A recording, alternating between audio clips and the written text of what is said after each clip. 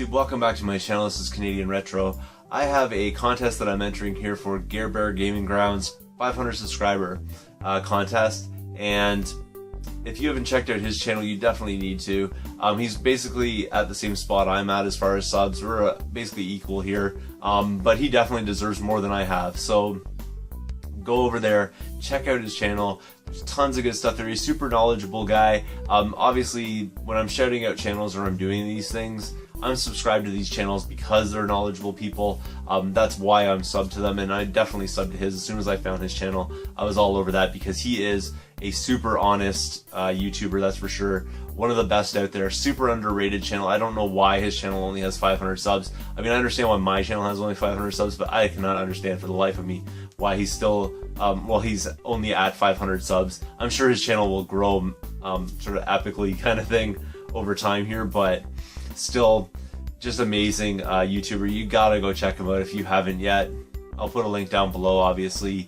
Alright, so his questions, well, he had a couple of questions and you could answer either one, so it depends on what you wanted to do. One of them was to open something as though you were opening it on Christmas Day or your birthday. It was like a present kind of idea, a reenactment of you opening that thing. I just don't have the setup for that. If I was going to do something like that, I'd want it to like look really good and authentic and stuff like that, and I just don't have the time to set things up like that. So I kind of chose the second option, which is to show your 3 favorite things that you have in your collection. Now this is pretty hard for me to do. I have a lot of things in my collection that I really love, so it's kind of hard to isolate a few things, but I'll show you some highlights here and hopefully I can pick out a few things. Now this is not a game room tour, but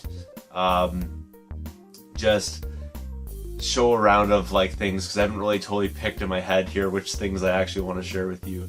But here we go, I'll get started on that right now. Alright, so something that I did want to show you, though I don't really feel like peeling it out of here, and you can barely see it in the back there. There's actually a boxed NES system back in there, and I know it's buried in behind here. It's just because of the lack of space I have for stuff, so I kind of have my games out front that are boxed, but in the back there's actually a boxed NES system, and that's really the first item I wanted to show you guys, because it's not just that. Like, I have other box systems here as well. I have a box Super Nintendo down there, I've got a boxed N64 in behind there, and well, those are super cool and everything. I was super happy to get those, and that Virtual Boy and everything like that. That boxed NES in the back actually has special meaning to me, because that box actually belonged to the original NES that my wife had, and that thing sat in her basement or her parents' basement rather, for whatever number of years, basically, you know, like almost like 25 years or something like that, and it's in absolutely like perfect condition. The contents are perfect and everything like that, and that thing just literally sat in the basement and never got destroyed or anything like that. Also with that was actually a copy of Super Mario 3, a copy of Tetris, and I'm trying to remember the other one now. There were 3 titles though, and I totally slipped my mind. I know those were 2 of them, and there was one more game in here, and oh, Bubble Bobble, and that was the other one. And those boxes, like, I'll just pull Bubble Bobble out here. She kept them, and they were actually inside the NES box, so it was actually protecting them. So they are literally like perfect, totally mint boxes. They're probably the best conditioned ones that I have, and that's those 3 boxes there. So, well, you know, Bubble Bobble is a decently valued game, and Mario 3 in the box is obviously a somewhat valuable game. Tetris in the box really isn't that much, but just valuable to me in the sense that she had them and she had kept them for so long. I mean, all this other stuff I've kind of acquired, you know, in trades or deals or online or whatever, but those 3 there have that sort of special meaning to me, so that's why that's the first thing I wanted to show you. Alright, sorry about the lighting, but it's a little dark over on this side of the room.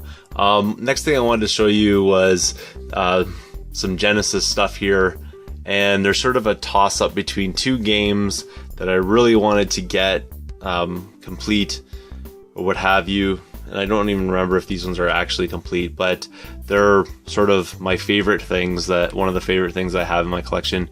The first one here is, and you're probably going to think it's this guy right here, Hyperstone Heist, but it's not. It's Kid Chameleon. I found this actually at a Goodwill, and was really happy to find it because this was something I was looking for. I had this back in the day and I gave it up. So it's really cool that I was able to find that, put it back into my collection, and all that kind of thing. Now, the second one here is Shining Force, which is the only game that I've ever taken a day off of something to play.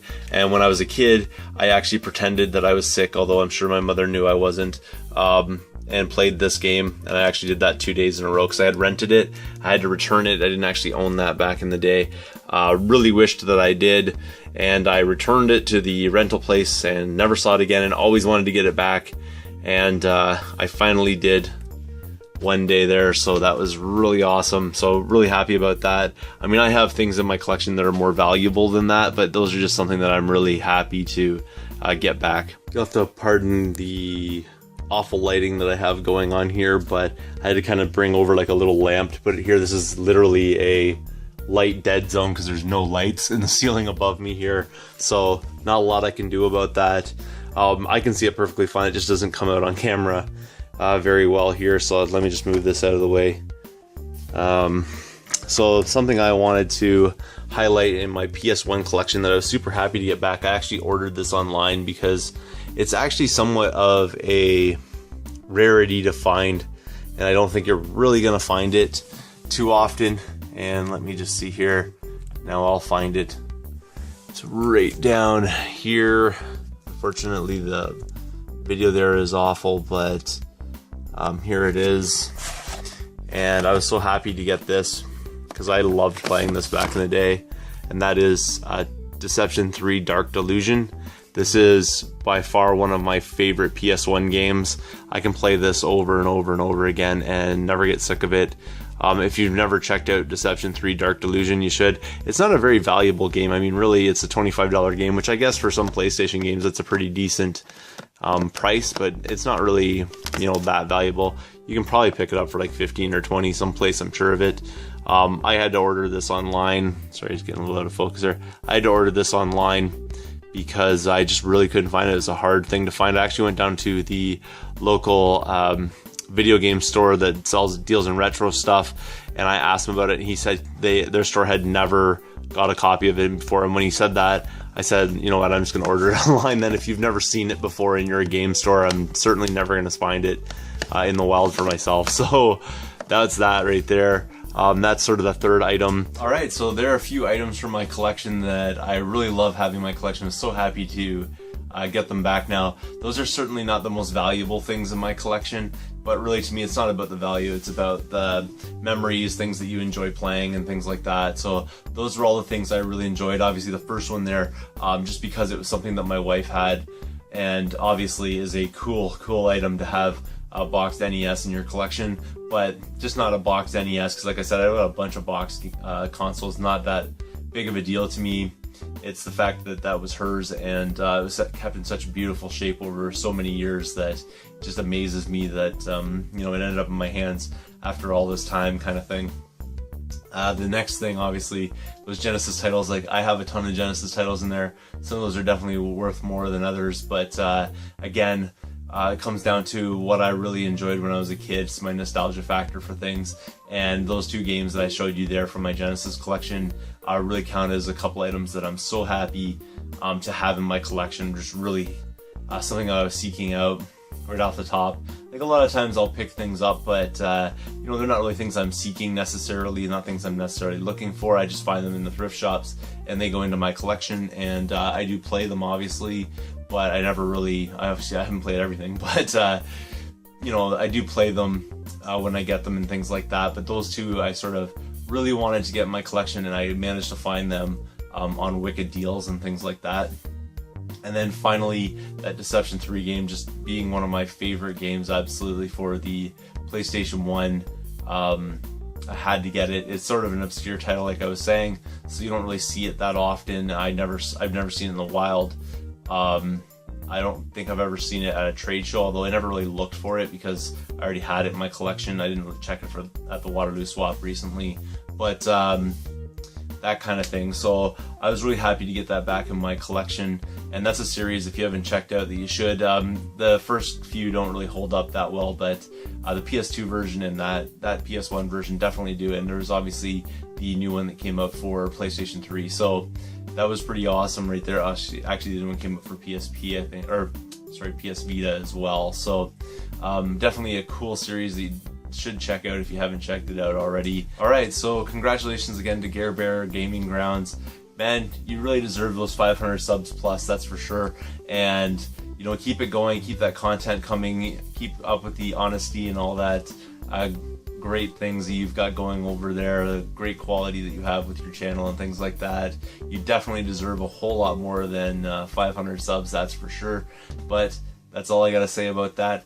Thanks again for watching. If you haven't subscribed to Gare Gaming's Ground channel, make sure you go and do that. Feel free to thumbs up all his videos, comment on his videos as well. He's really good at getting back to people, and I will see you all later.